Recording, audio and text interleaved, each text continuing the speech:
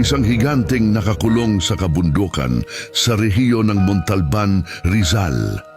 Ang kwento ni Bernardo Carpio ay isang alamat sa Pilipinas.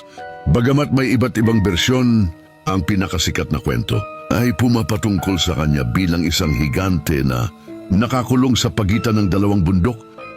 Ayon sa alamat, si Bernardo Carpio ay ipinanganak na may pambihirang lakas. Mula pagkabata, kitang-kita na ang kanyang kakaibang kakayahan.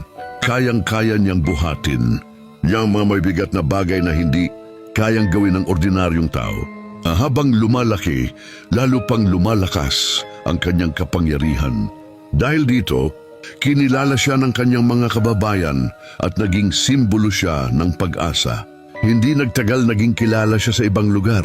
Nang lumaganap ang balita tungkol sa kanyang lakas, nag-alala ang mga mananakop na Kastila na maaring mapigilan sila sa kanilang pananakop.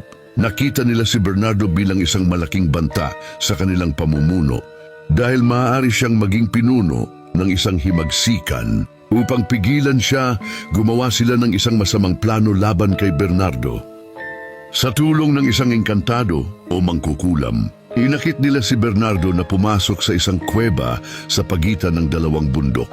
Ang engkantado ay gumamit ng isang agimat o anting-anting upang bitagin at linlangin si Bernardo. Nang makapasok si Bernardo sa kabundukan, biglang gumalaw ang mga bundok at nagsara.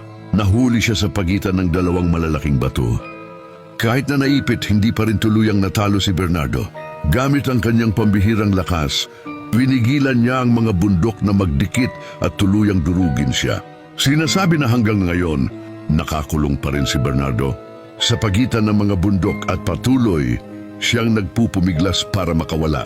Ang bawat pag-uga o lindol na nararanasan sa Pilipinas ay pinaniniwalaang dulot ng kanyang pag-ikot at pagpupumiglas. Ang alamat ni Bernardo Carpio ay hindi lamang isang simpleng kwento. Ito ay naging simbolo ng pagiging matatag, lakas at pag-asa ng mga Pilipino sa harap ng mga pagsubok. Naniniwala ang marami na sa sandaling tuluyan siyang makawala, magiging tunay na malaya at matatag ang Pilipinas.